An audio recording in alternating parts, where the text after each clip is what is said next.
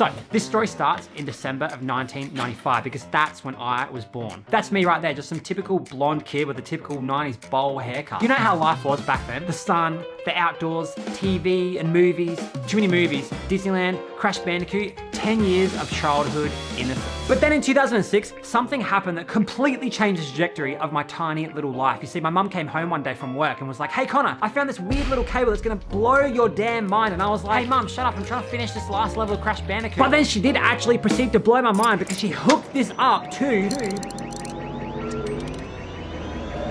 the internet.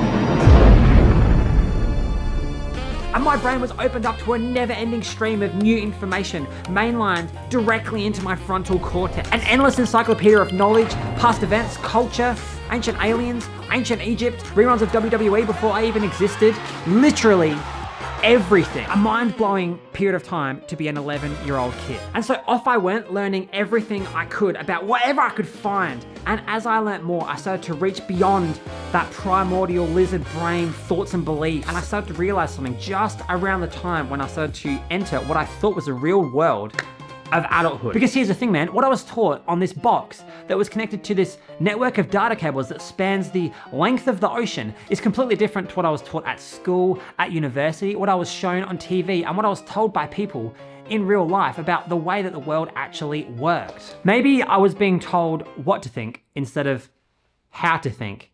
And maybe this is not actually the real world. America's most popular show already in progress. Everybody loves Hypnotone.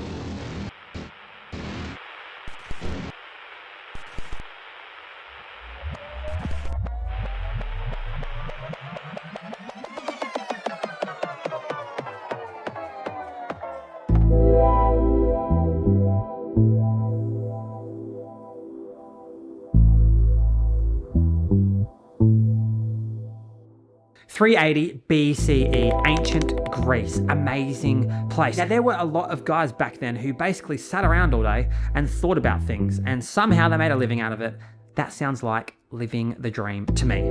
So one of those guys was called Plato, and he gave us his allegory of the cave. In this story, we come across a very unlucky dude chained up by his head and ankles in a cave, forced to face the cave wall. Absolutely grim. Also, there are a couple of other guys in the cave as well as these, cave slaves, but I just couldn't be asked making them. Behind the unlucky dude is a wall. Mysterious, shadowy figures use puppets to create shadows onto the cave wall. All this dude knows is what he has been shown. He has no comprehension of anything outside of this cave or this wall because he doesn't know it actually exists. This is what Plato suggests is us in our own reality, just a bunch of cavemen looking at a wall. Plato's allegory of the cave is more relevant now than ever before in history. The modern day interpretation of this story is that the puppets and the mysterious shadowy figures have been replaced by the hyper reality that is tech devices, phones, the internet, and the toxic online algorithm that exists today.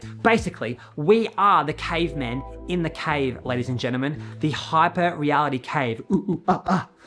Congratulations, amazing. And what's crazy is that this has been in the pipeline for years. The internet has been around for longer than you actually would think. Before I was even a person on this planet, I was just a little thought in the imagination of my parents, a little ovum of potential.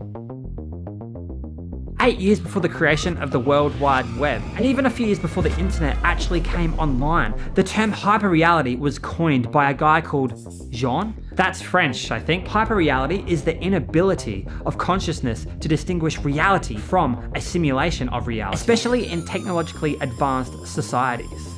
Infinite content feeds, AI slop, fake realities, fake stories. It's all given to you by the ones with the puppet. The modern day online algorithm is designed to manipulate you, to give you things you're only interested in, things you already agree with and already know and already have experienced, and slowly but surely you move closer and closer and closer to that cave wall and further away from the exit. It's a modern day Stone Age dystopia designed to stop you from asking questions, finding answers, and understanding what you're actually being told. A mindless zombie nation of non-combative apes you only have to feed 3 times a day until they drop. What the hell have we done to ourselves?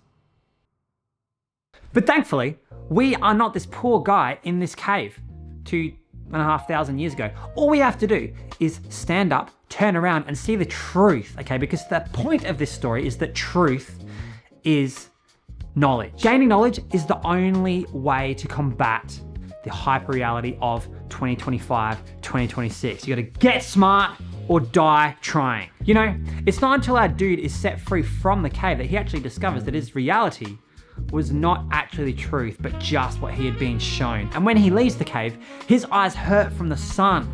He's never seen the sun before, but once he adjusts, he realizes that he has entered the real world, uncorrupted by these shadowy, mysterious figures. And when he returns to the cave, most importantly, the other dudes that I completely couldn't be bothered to actually draw attack and kill him.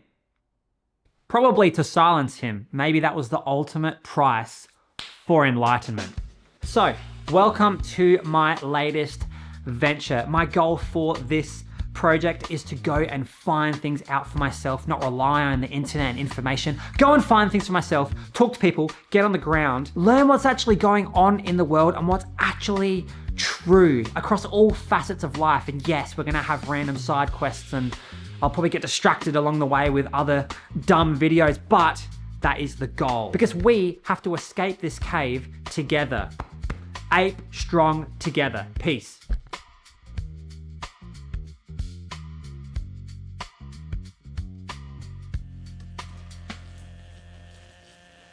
We now join America's most popular show already in progress.